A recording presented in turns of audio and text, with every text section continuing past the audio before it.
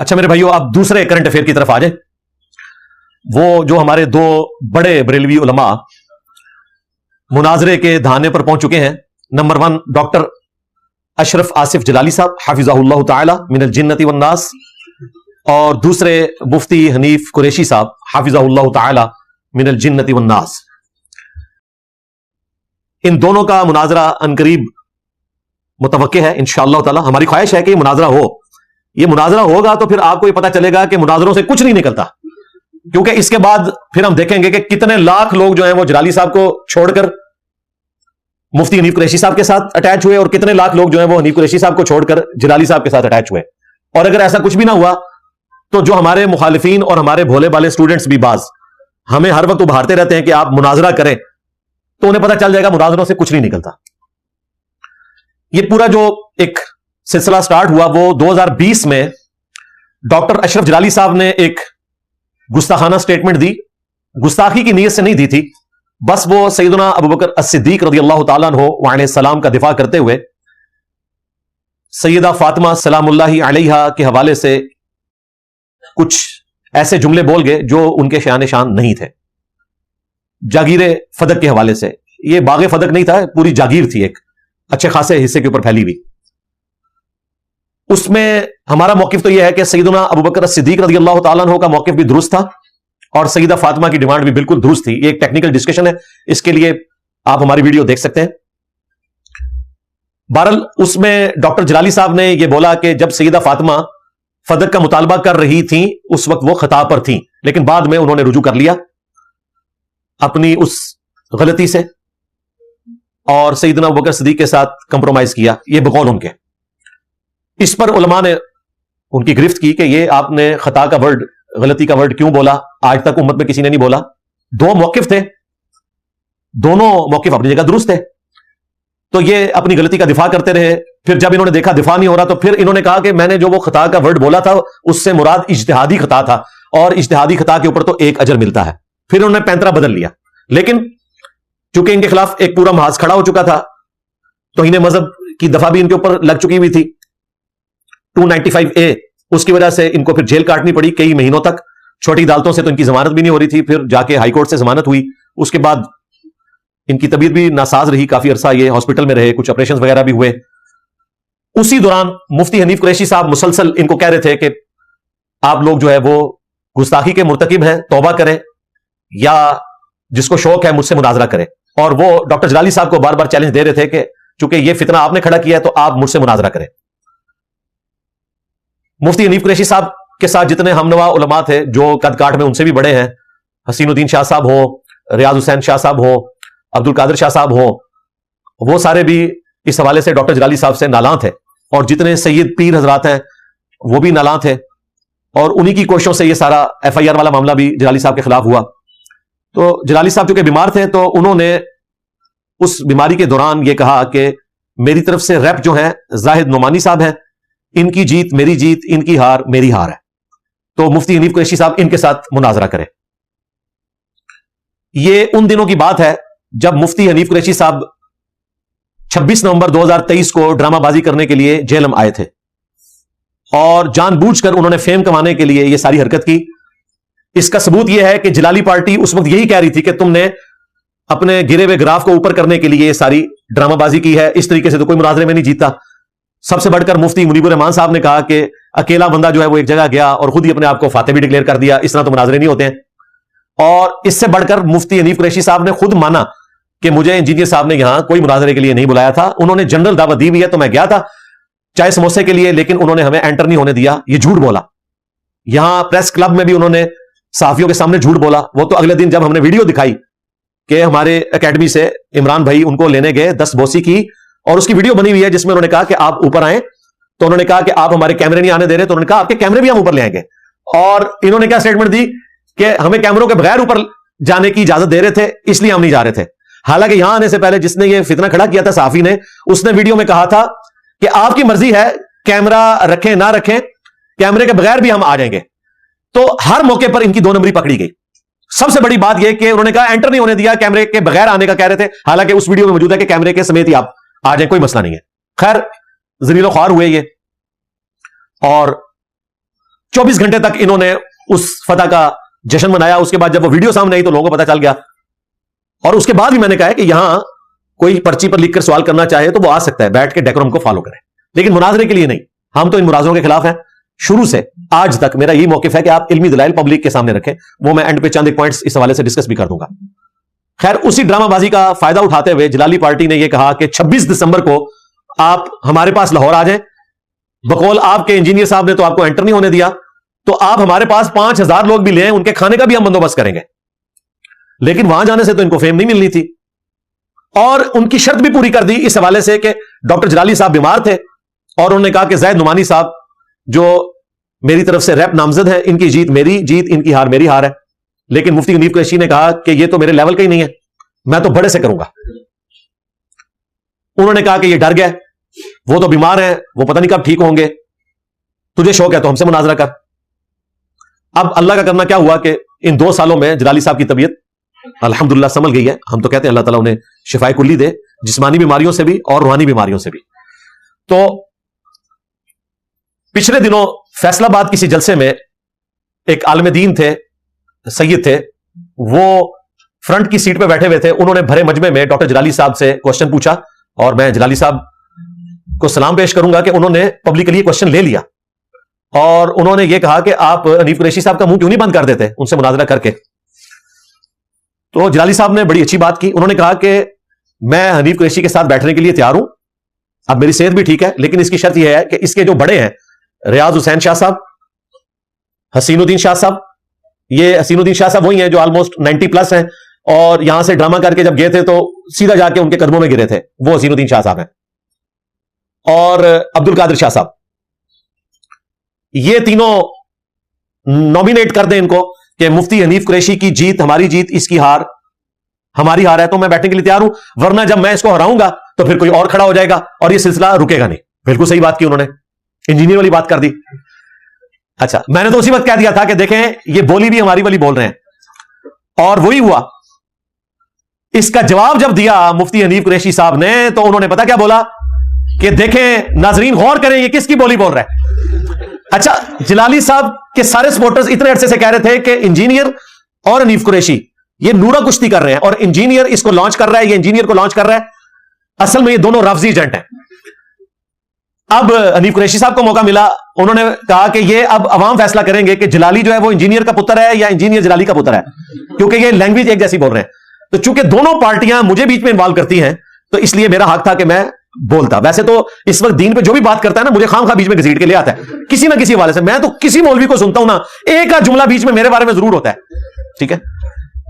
तो हनीफ कुरैशी साहब ने इसके जवाब में कोई 25 मिनट की वीडियो रिकॉर्ड करवाई बड़े अग्रेसिव अंदाज में, और उन्होंने उन पे इल्जाम लगाया कि ये इंजीनियर की बोली बोल रहा है, और उन्होंने कहा कि तूने सोच कैसे लिया कि तू मुझे हरा सकता है, और बेटा तूने सबको जवाब देना है। बड़ी अग्रेसिव लैंग्वेज उन्होंने इस्तेमाल की, हालांकि जलाली साहब उम्र में उनसे बहुत बड़े हैं। और एंड पे उन्होंने कहा कि मैं मुनाज़ा करने के लिए तैयार हूं, लेकिन जो मेन पॉइंट था वो उन्होंने स्किप कर दिया। जो जलाली साहब ने यह कहा था कि अपने बड़ों से अपने आप को नॉमिनेट करवाओ, इसका जवाब उन्होंने इस अंदाज में इंडायरेक्टली दिया कि बड़ों को छोड़ो, तुम हर बंदे को जवाब देने के पाबंद हो। और चूंकि हनीफ कुरैशी साहब बकौल उनके वो एक डोमिनेंट पर्सनैलिटी है, उन्हें किसी का रैप नॉमिनेट होने की जरूरत नहीं है, डायरेक्टली वो बात करने के लिए तैयार है। तो जलाली साहब उनसे मुनाजरा करेंगे, उनकी डिमांड थी। अब इसमें मेरा मौकिफ यह है कि जहां तक जलाली साहब का यह कहना और यह डिमांड रखना कि अपने बड़ों से अपने आप को नॉमिनेट करवाओ, अदरवाइज अगर तुम्हारे साथ मुनाजरा होगा तो और लोग खड़े हो जाएंगे, यह डिमांड बिल्कुल दुरुस्त है, यह लॉजिकल है।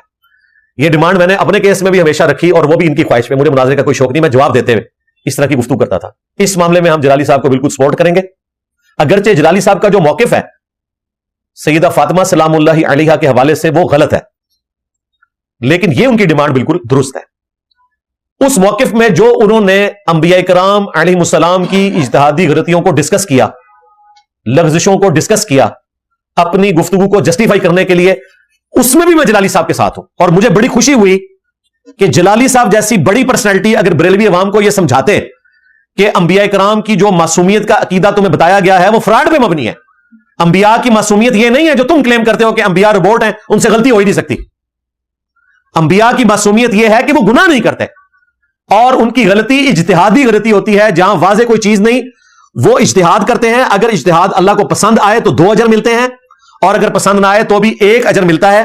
لیکن اللہ تعالیٰ اس کے اگینسٹ اپنا حکم نازل فرما کے انبیاء کرام کی اصلاح فرما دیتا ہے. اب یہ عقیدہ عوام الناس کو نہیں پتا تھا. عوام الناس تو سمجھتے ہیں کہ انبیاء اجتہادی غلطی بھی نہیں کر سکتے، حالانکہ قرآن حکیم میں سیدنا آدم علیہ السلام کی غلطی رپورٹ ہوئی، اجتہادی غلطی. سیدنا موسیٰ علیہ السلام کی اجتہادی غلطی رپورٹ ہوئی. سیدنا یونس علیہ السلام کی اجتہادی غلطی رپورٹ ہوئی. سیدنا نوح علیہ السلام کی اجتہادی غلطی رپورٹ ہوئی. خود ہمارے محبوب صلی اللہ علیہ وآلہ وسلم کی اجتہادی غلطی رپورٹ ہوئی. اس پہ میں الگ سے ویڈیوز ریکارڈ کروا چکا ہوں، آپ میری ویڈیو دیکھیں. انبیاء گناہ نہیں کرتے، اس میں نے تفصیلاً قرآن حکیم کی وہ تمام آیات کور کی ہیں اور معصومیت کا صحیح عقیدہ بتایا، جو آج کل جلالی صاحب بتا رہے ہیں.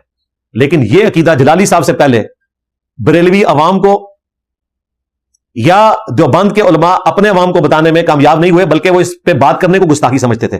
صرف اہل حدیث جو ہیں اس معاملے میں صحیح نظریہ رکھتے تھے اور وہ عوام الناس کو بتاتے تھے. وہ بھی میرے بکس میں آ کے اس سے پیچھے ہٹ گئے.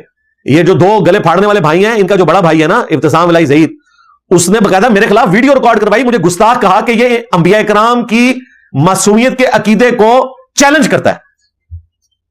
وانتم تعلمون. یہ اسی طریقے سے ہے کہ کوئی اہل حدیث عالم مجھے رفع الیدین کے ساتھ نماز کا طریقہ بتانے کے اوپر ٹونٹ کروائے، حالانکہ اسے پتا ہے کہ نماز کا طریقہ یہی ہے، اور وہ پوری زندگی اسی کی بنیاد کے اوپر چندے کھاتے رہے.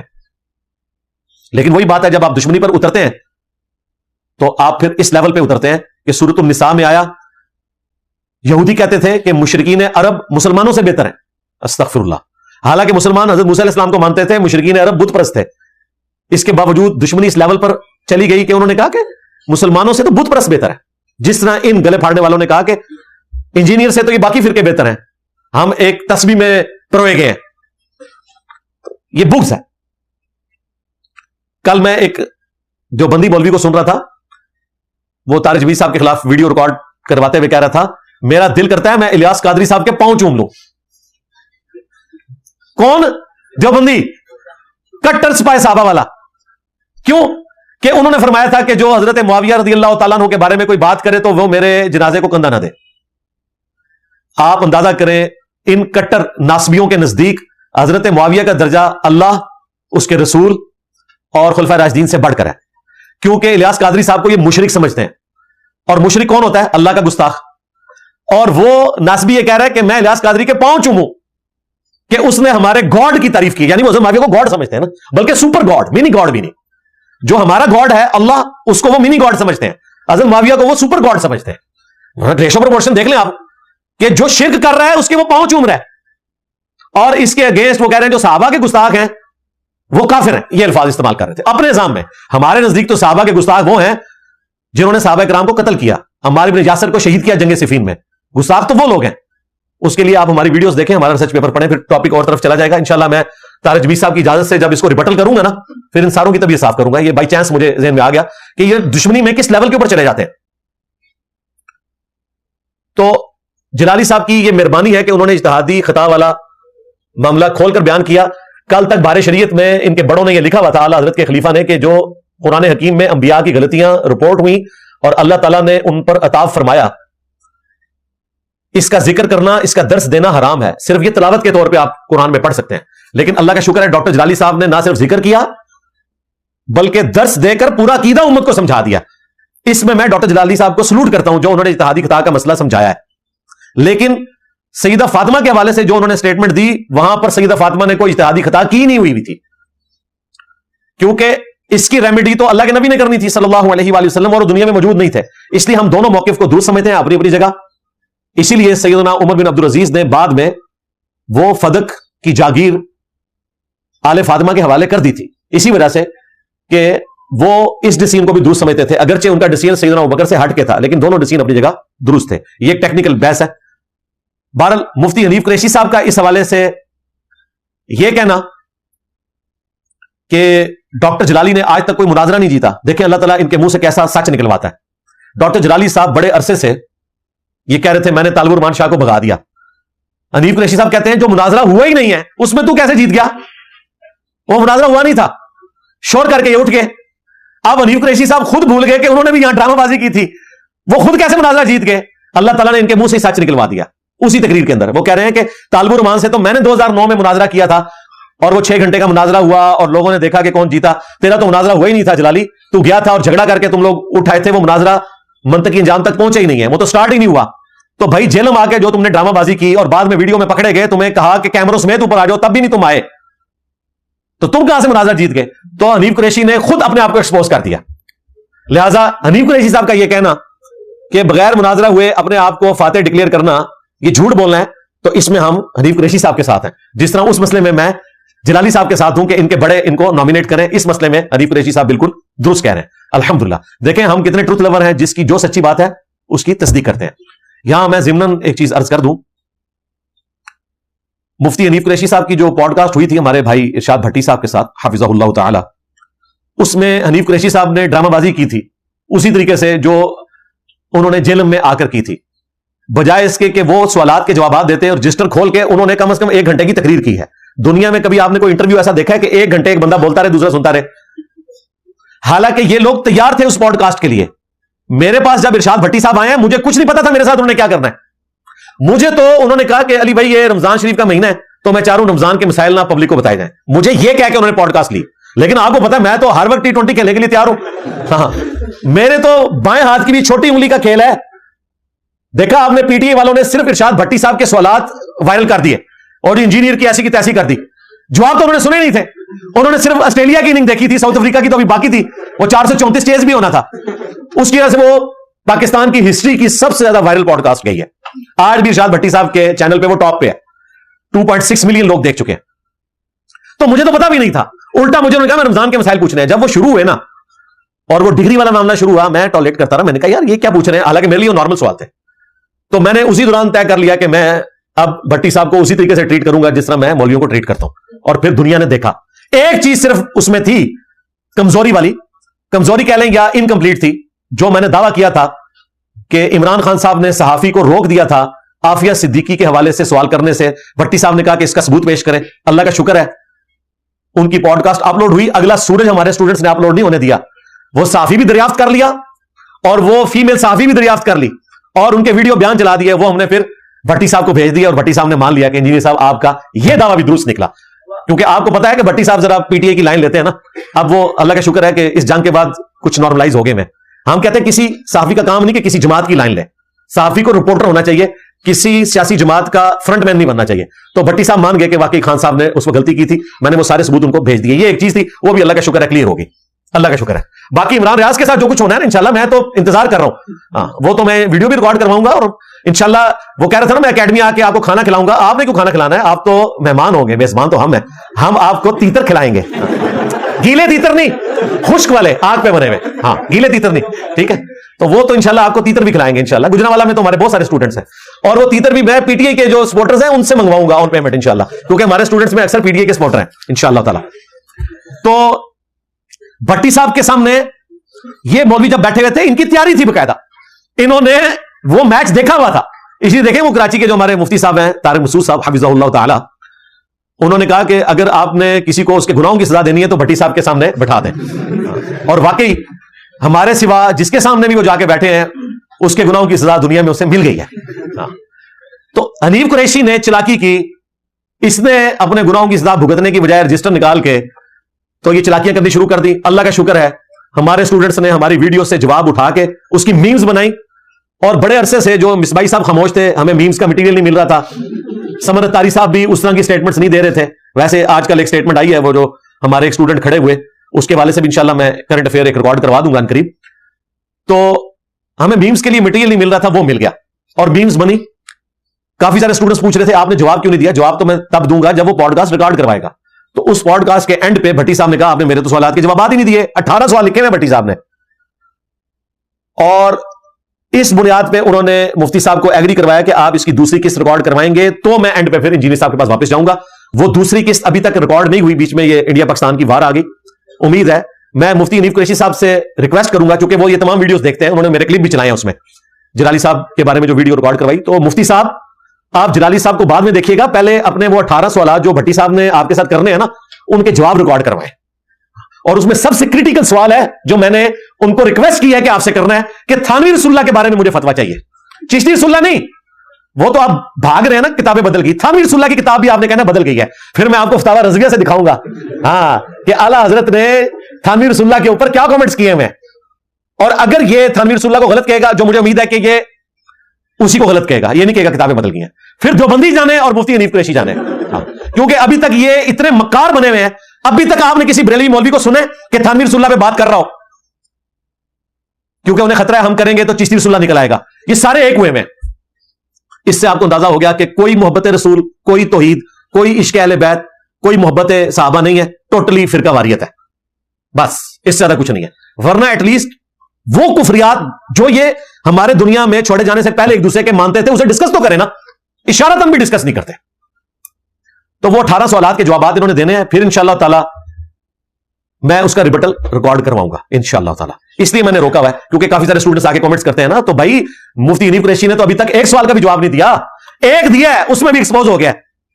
ممتاز قادری صاحب, ہاں, نہ غازی کہہ رہا تھا نہ شہید کہہ رہا تھا, تو اس میں ایکسپوز ہو گیا. ابھی تو اس نے سوالات کے جوابات دینے ہیں ہم نے انشاءاللہ تعالی. الحمدللہ یہ جو ایپیسوڈ ہوا ہے جلالی صاحب کا اور حنیف قریشی صاحب کا, اس کے بعد ہمارے اسٹوڈنٹس کو اب 100% یہ یقین آ جانا چاہیے کہ یہ تمام علماء جب ان پر برا وقت آتا ہے تو یہ سیم وہی ڈاکٹرین استعمال کرتے ہیں جو انجینئر کی ڈاکٹرین ہے, جو پہلے یہ ماننے کے لیے تیار نہیں ہوتے. مثلا یہ مولوی یہ بات ماننے کے لیے تیار نہیں تھے کہ انجینئر صاحب کی یہ ڈیمانڈ درست ہے کہ لاکھوں مولویوں سے مناظرہ کرنے کی بجائے کسی ایک بڑے کو نامینیٹ کرو اور تمہارا بڑا اس کے حق میں کہہ دے کہ اس کی جیت میری جیت, اس کی ہار میری ہار, اور یہ وہ ویڈیو میں آ کر کہے, لکھ کے نہیں, ایڈوب فوٹو شاپ میں, ویڈیو میں. اور وہ ویڈیو بھی اے آئی کی نہیں, اوریجنل ہونی چاہیے, تو اس کے ساتھ بیٹھا جائے. ہمارے اسٹوڈنٹس کہتے تھے نہیں جی آپ کسی ایک کے ساتھ بیٹھ جائیں گے مان جائیں گے. اللہ کا شکر ہے ڈاکٹر جلالی صاحب نے ویڈیو میں یہ بات حنیف قریشی صاحب کو آفر کر کے ہماری بات کے اوپر مور لگا دی. اور اس کی تکلیف حنیف قریشی صاحب کو کیسے ہوئی, انہوں نے کہا کہ ناظرین غور سے سنیں, اب یہ آپ نے بتانا ہے کہ جلالی انجینئر کا پتر ہے یا انجینئر جلالی کا پتر ہے. اور بھائی یہ سارے انجینئر کے ہی پتر ہیں.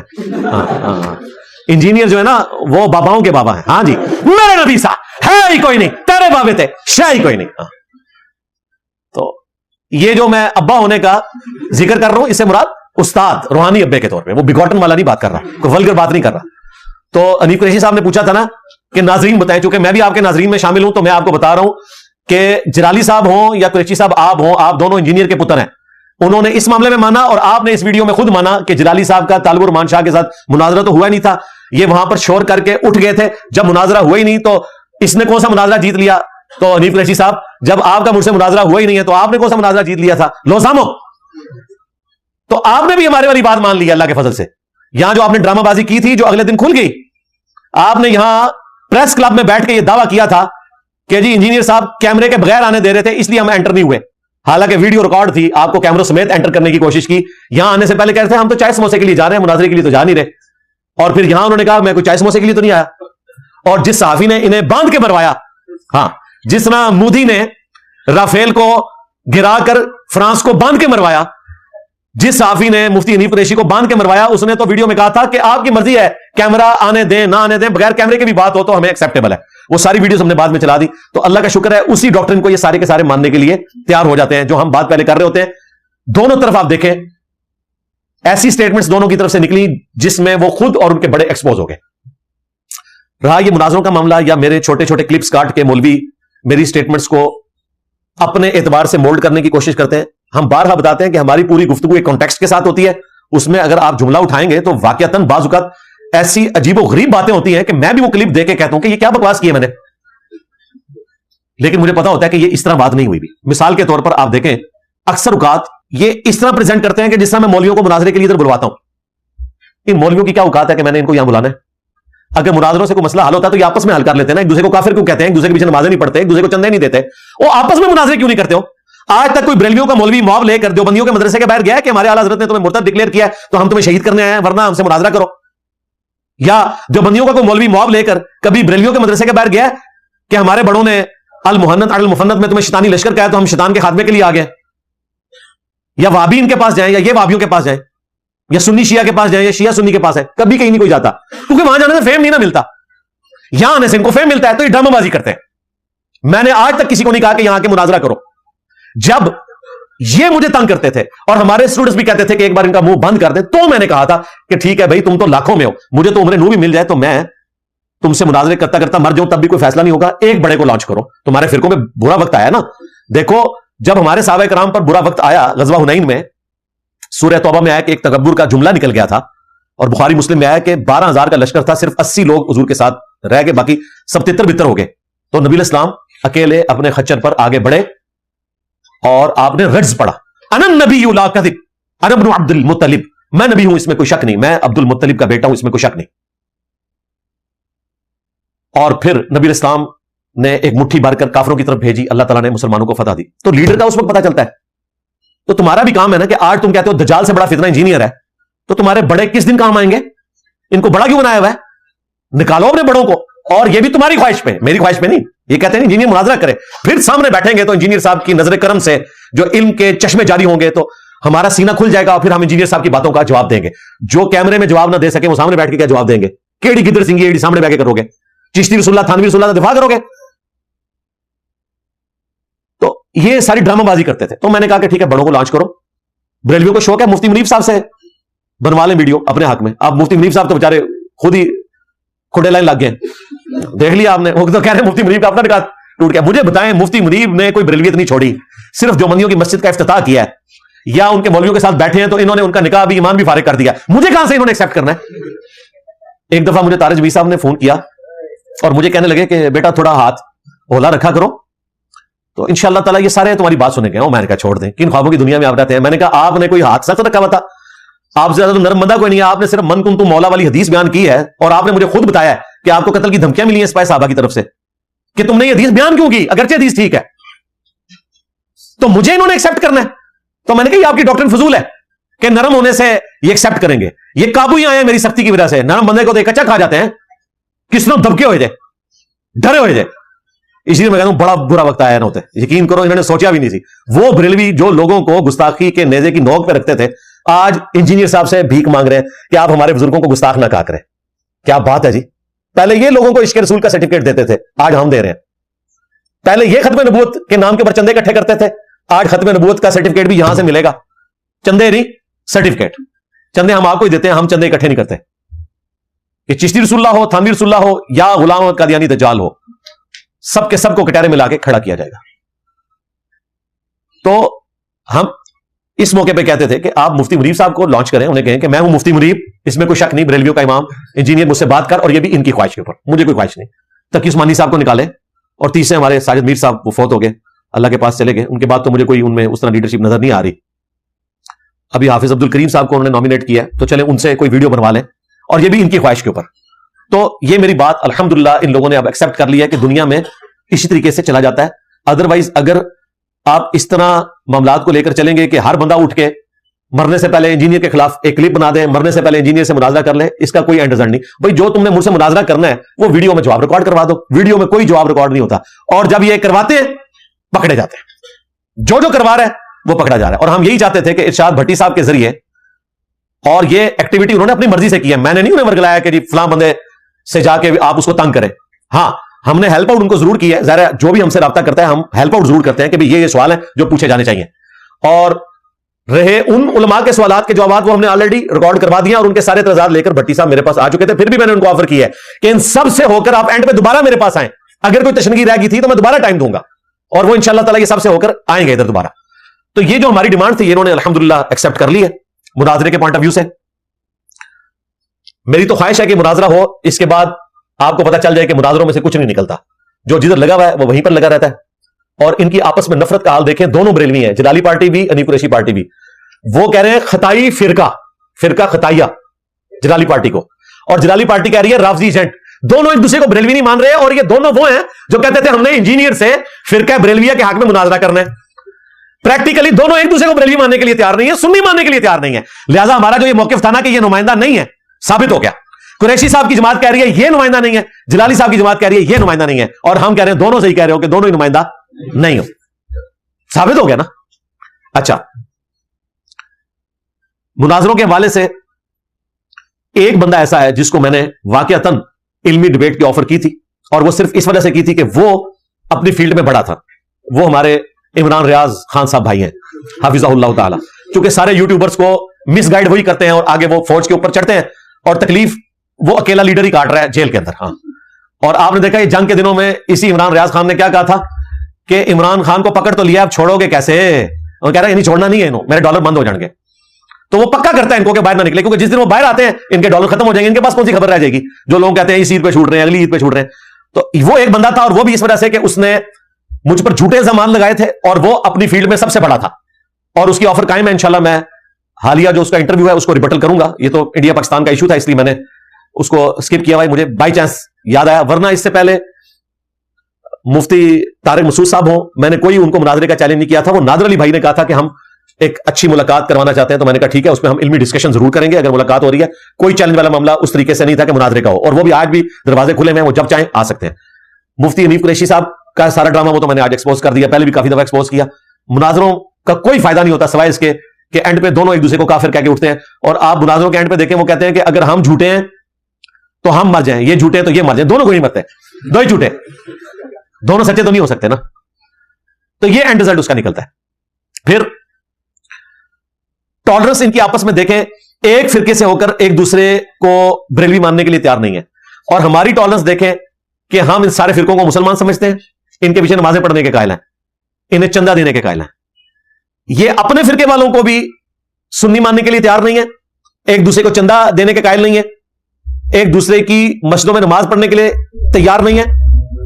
اور الحمدللہ ہم نے کوئی چندہ بک نہیں بنائی, کوئی مدرسہ نہیں بنایا, کوئی مسجد نہیں بنائی. الٹا ہم کہتے ہیں ان کے پیچھے نمازیں پڑھو, انہیں چندے دو اور انہی کی خدمت کرو. اس سے بڑھ کر کیا ثبوت ہوگا کہ فرقہ کون ہے؟ فرقہ وہی ہوتا ہے کہ جو اپنی مسجد کو الگ اس بنیاد پہ کرتا ہے کہ ان کے پیچھے ہماری نماز نہیں ہوتی, ان کو چندہ دینا حرام ہے. میں نے بارہا اپنے اسٹوڈنٹ سے, اپنے ان مخاطبین سے ریکویسٹ کی ہے کہ میرا کوئی ایک عقیدہ اور نظریہ ایسا دکھائیں جو آپ کہتے ہیں نا انجینئر نے نیا فرقہ لانچ کر دیا, فرقے کی کوئی ایک برائی میرے اندر ثابت کریں اور میری کوئی ایک اچھائی اپنے اور اپنے بڑوں کے اندر ثابت کریں. فرقے کی سب سے بڑی خرابی یہ ہے کہ وہ اپنی مسجد لادا کرتے ہیں اس بنیاد پہ کہ ان کے پیچھے نماز نہیں ہوتی. ہم تو کہتے ہیں ساروں کے پیچھے نماز ہوتی ہے, ہم نے مسجد کو نہیں بنائی. فرقے کی بڑی خرابی چندہ بک کی شکل میں ہوتی ہے, ہم نے کوئی چندہ بک لانچ نہیں کیا. فرقے والے ایسی بکس لکھ کر آپ کے حوالے کرتے ہیں جس کی بنیاد پہ وہ اپنے فرقے کو جنتی ڈکلیئر کرتے ہیں, باقی سب کو جہنمی. ہم کہتے ہیں سارے اپنی کمزوریوں کے باوجود انشاءاللہ تعالی جنت میں جائیں گے, لیکن اپنی سزا بھگت کے. ہم کسی فرقے کو جہنمی نہیں کہتے, یہ اللہ نے فیصلہ کرنا ہے کسی کے ساتھ کیا معاملہ کرنا ہے. تو ان کی کوئی ایک برائی ہمارے اندر نہیں اور ہماری کوئی ایک اچائی ان کے اندر موجود نہیں ہے. اور میں نے بارہا علمی چیلنج کیا ہے اپنے مخاطبین کو, اپنے اسٹوڈنٹس کو, کہ ہمارا کوئی ایک عقیدہ اور نظریہ ایسا بتائیں جس میں ہم تفرد کا شکار ہوں, ہم سے پہلے وہ امت میں عقیدہ نہ ہو. غامدی صاحب ہمارے استاد ہیں, انہوں نے کئی ایسی باتیں کی ہیں جو امت میں پہلے نہیں تھی. مثلا انہوں نے پردے کا انکار کیا, داڑھی کے مسئلے میں انہوں نے موقف اڈاپٹ کیا, حیات مسیح اور نزول مسیح علیہ السلام کے حوالے سے انہوں نے موقف اڈاپٹ کیا. تو امت کا ان پر غصہ بالکل حق بجانب ہے. انہوں نے نئے شوشے چھوڑے آ کے. مجھے بتائیں میں نے کون سا ایسا عقیدہ لانچ کیا ہے امت میں جو مجھ سے پہلے امت میں ایگزسٹ نہ کرتا ہو. غامدی صاحب کا ان ساری باتوں پہ رد میں نے کیا ہے. داڑھی کے مسئلے میں آپ تو صرف گالی گلوچ ہی کرتے ہیں نا, میں نے تفصیلاً ایک ایک چیز کا جواب دیا. حیات مسیح اور نزول مسیح کے مسئلے میں, حجاب کے مسئلے میں کوئی ایک عقیدہ میرا ایسا بتا دیں. یہ ضرور ہے کہ میرے کچھ عقیدے ایسے ہوں گے جو اہل حدیث کے پوائنٹ آف ویو سے درست ہوں گے, دیوبند اور بریلویوں کے اعتبار سے غلط ہوں گے. تو یہ تو نہ کہ میں کوئی نیا آیا ہوں. میرے کچھ عقیدے ایسے ہوں گے جو شیعہ کے نزدیک درست ہوں گے, آپ کے نزدیک غلط ہوں گے. تو یہ تو نہ کہ میں نیا آیا ہوں. اگر میں رفع الیدین کے اوپر بات کرتا ہوں تو سنیوں کے علماء کی اکثریت, ائمہ کی اکثریت رفع الیدین کی قائل ہے. امام حنیفہ کو چھوڑ کے باقی سارے ائمہ, یہ سارے 6 کے 6 حدیث کے ائمہ ہوں, امام مالک ہوں, شافعی ہوں, احمد بن حنبل ہوں, سب رفع الیدین کے قائل ہیں. تو میں نے کون سی نئی بات کی ہے؟ اگر میں عقیدہ توحید کی بات کرتا ہوں تو الحمدللہ عقیدہ توحید قرآن میں لکھا ہوا ہے. اہل حدیث بھی وہی عقیدہ توحید بیان کرتے ہیں, اگرچہ وہ حکمت کے تحت بزرگ بابوں کے اوپر ہاتھ ہولا رکھتے تھے, میں پڑھ کے رکھتے تھے. میں کہا بھی فراڈی ہے جائے, حضرت کہنا چھوڑو انہوں نے, سب کچھ سمجھے. اس کی وجہ سے لوگوں نے توحید قبول کیا. اسی طریقے سے بنو امیہ کے حوالے سے جو میرا موقف ہے بخاری مسلم سے میں نے بیان کیا, شیعہ کی کتابوں سے تو بیان نہیں کیا. تو امام بخاری امام مسلم جو ہے وہ اہل سنت کے ائمہ ہیں. آپ کے پلے کون سی شے اگر بخاری مسلم نہیں رہتی تو. اور پھر مجھ سے زیادہ ورسٹ عقیدہ بنو امیہ کے حوالے سے شیعہ کے ہاں پایا جاتا ہے. میں تو اس سے نرم ہوں, میں تو حضرت معاویہ کو رضی اللہ تعالیٰ عنہ کہتا ہوں, صحابی بھی مانتا ہوں, جنتی بھی مانتا ہوں, لیکن ان کی غلطیاں اپنی جگہ. خلیفہ راشد کے خلاف ان کی بغاوت جو ہے سیاسی طور پر وہ بالکل غلط تھی. حضرت عمار بن یاسر کی شہادت اور وہ سارے معاملات, اس میں ہم خلفاء راشدین کے ساتھ کھڑے ہوئے. تو میرا کوئی ایک نظریہ ایسا نہیں ہے جو میں نے نیا امت میں لانچ کیا ہو. جو باتیں کر رہا ہوں کسی نہ کسی فرقے میں ہمیشہ سے ایگزسٹ کرتی ہیں. آج تک یہ کوئی میرا عقیدہ نہیں نکال سکے. اگر میں نماز جمع کرنے کی بات کرتا ہوں تو اہل حدیث بھی قائل ہے, شیعہ بھی قائل ہے, جواز کی حد تک. ہم بھی علادہ ہی پڑھتے ہیں لیکن جواز موجود ہے. تو کوئی ایک نظریہ یہ لوگ نہیں نکال سکے. اب اینڈ پہ کیا ہے, یہ میری کوئی ویڈیو اٹھائیں گے, انجینئر صاحب پہلے یہ کہہ رہے تھے بعد میں یہ کہہ رہے ہیں. دیکھیں اور بھائی میں پہلے بھی ٹھیک کہہ رہا تھا بعد میں بھی ٹھیک کہہ رہا ہوں, اللہ ان مسائل کے جن پہ میں نے اعلانیہ رجوع کیا ان میں بھی میری ٹالرنس پہلے بھی موجود تھی. یعنی میں پہلے قائل تھا اس بات کا کہ جہری نمازوں میں امام قرات کر رہا ہو تو بھی آپ نے سورہ فاتحہ پڑھنی ہے. لیکن اس وقت میں نے کہا تھا کہ امام مالک رحمہ اللہ تعالی اور ہمارے استاد مولانا اسحاق صاحب رحمہ اللہ تعالی, ہمارے استاد ڈاکٹر اسرار صاحب رحمہ اللہ تعالی اور باقی کئی ائمہ اس چیز کے قائل ہیں کہ جہری نمازوں میں سن لینا کافی ہے. سرن میں پڑھیں, جہرن جو نمازیں ہیں ان میں آپ سن لیں تو کافی ہے. تو میں نے کہا تھا ان کی نماز بھی درست ہے, یہ فروعی مسئلہ ہے. اب میرا موقف ہے کہ جہرن میں آپ نے سننا ہے, پڑھنا صرف اس صورت میں جب امام سکتے کرے, ادروائز آپ نے نہیں پڑھنا. تو میں نے رجوع کیا. انجینئر محمد علی مرزا کے 10 رجوع ریکارڈ ہیں. دکھائیں تمہارا کون سا مولوی ہے, تمہارا کوئی پرانا امام دکھاؤ جس نے اپنے رجوع ریکارڈ کروائے ہوں کسی کتاب کے اندر.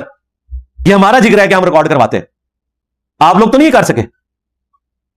اسی طریقے سے میں پہلے اس بات کا قائل تھا کہ مٹھی سے زیادہ داڑھی رکھنا افضل ہے. اب میرا موقف ہے کہ مٹھی سے زیادہ رکھنا کوئی افضل نہیں ہے. مٹھی داڑھی سنت ہے, اگر کوئی زیادہ رکھنا چاہتا ہے جائز ہے, افضلیت والا کوئی معاملہ نہیں. کیونکہ نبی اسلام کی داڑھی مٹھی سے زیادہ نہیں ہوئی, میری مٹھی سے زیادہ ہے, میں کاٹتا نہیں ہوں.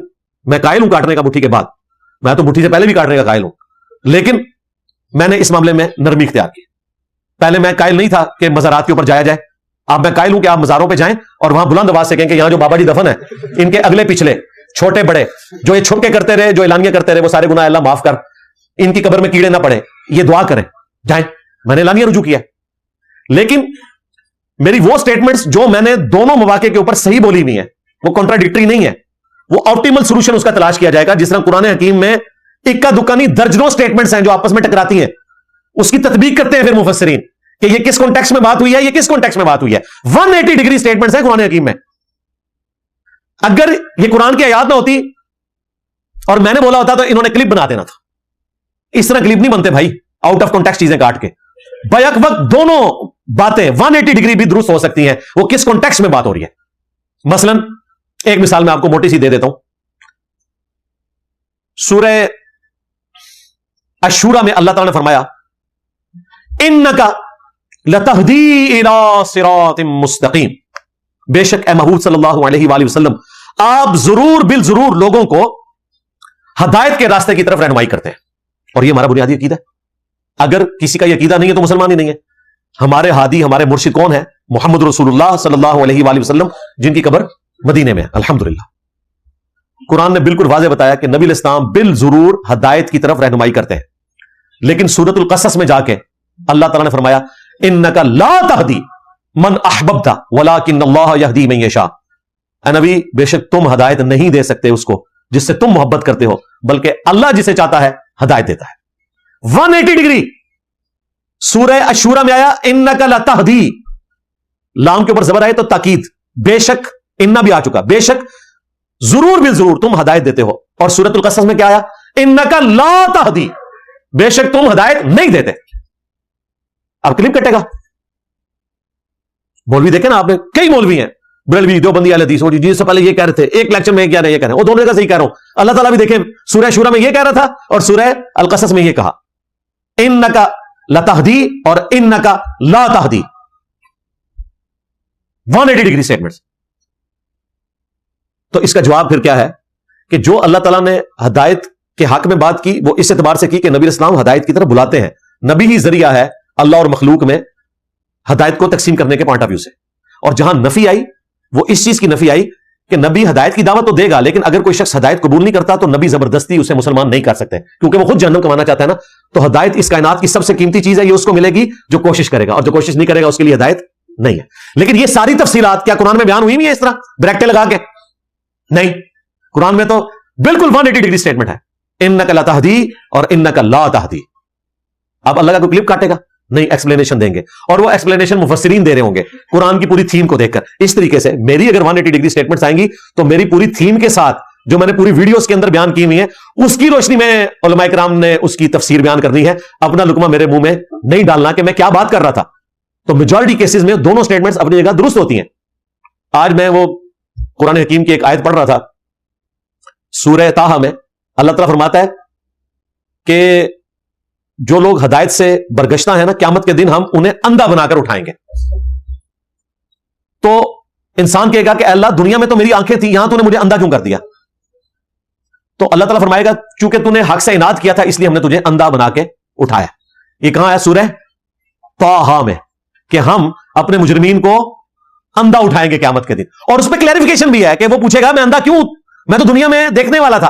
اللہ فرمائے گا کہ چونکہ تو نے اس وقت گمراہی کا راستہ اختیار کیا نا جان بوجھ کے، تو اس سزا میں آج میں نے تجھے اندھا اٹھایا. لیکن سورہ قاف میں پتہ کیا آیا؟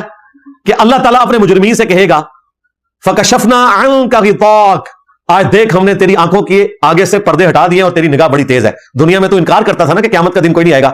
دیکھ آج تیری آنکھوں سے پردے ہٹ چکے، تو قیامت کا دن اپنی آنکھوں سے دیکھ لے. اب یہ سٹیٹمنٹ میں نے دی ہوتی تو انہوں نے کہنا تھا دیکھیں جی کل کیا بات کی تھی کہ ہم اندھا اٹھائیں گے اپنے مجرمین کو، اور آج یہ بات کر دی کہ آج تیری آنکھیں بڑی تیز ہیں، تو اپنی آنکھوں سے خود دیکھ رہا ہے قیامت کا منظر. 180 ڈگری سٹیٹمنٹ.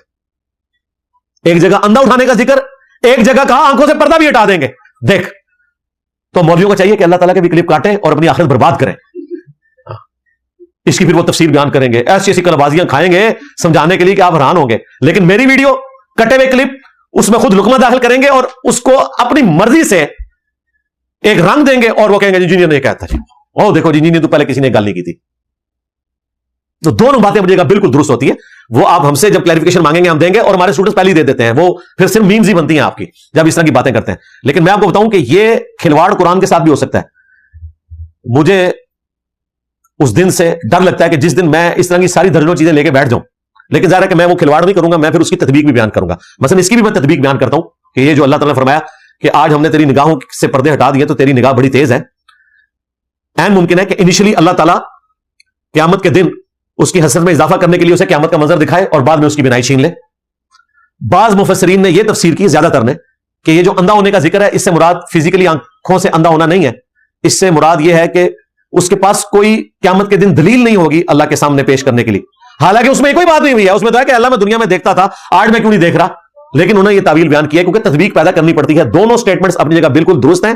وہ ڈیپینڈ کرتا ہے، یہ تو اب قیامت والے دن بعض چیزیں تو اس وقت جا کے کلیئر ہوں گی نا کہ وہ کون کون سے سٹیپس ہیں جو طے ہونے ہیں. اور حدیث میں تو بہت ساری چیزیں اس طرح کی آتی ہیں جن میں آپ کو پھر اس کی شرح بیان کرنی پڑتی ہے کہ یہ اس کانٹیکسٹ میں بات ہوئی، یہ اس کانٹیکسٹ میں بات ہوئی، لہذا دونوں باتیں اپنی جگہ درست ہیں.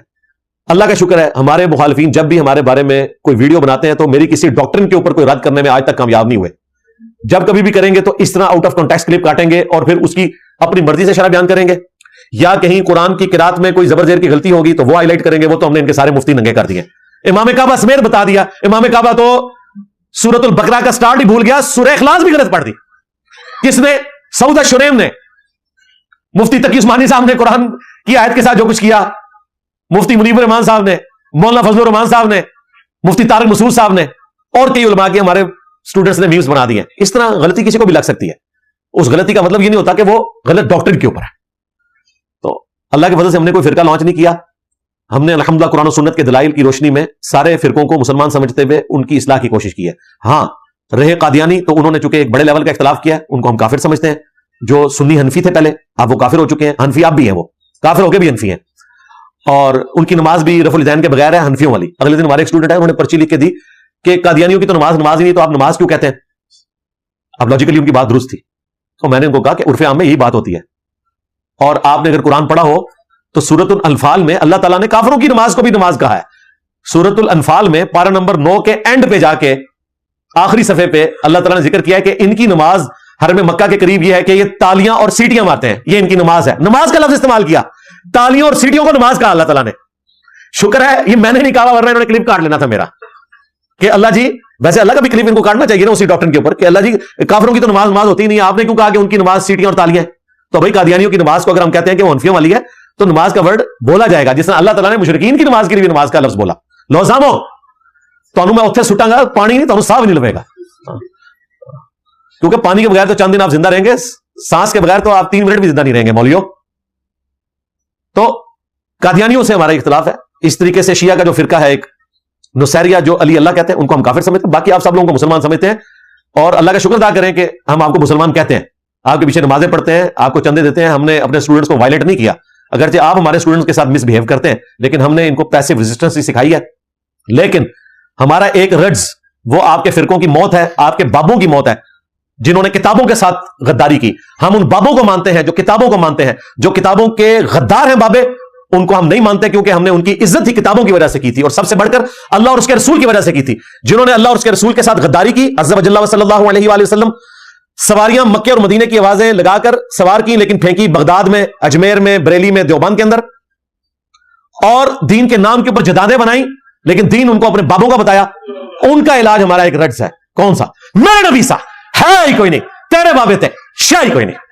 صلو علی محمد وآل محمد، اللہم صلی علی محمد وعلی آل محمد واصحاب محمد وازواج محمد وامت محمد اجمعین الی یوم الدین، آمین.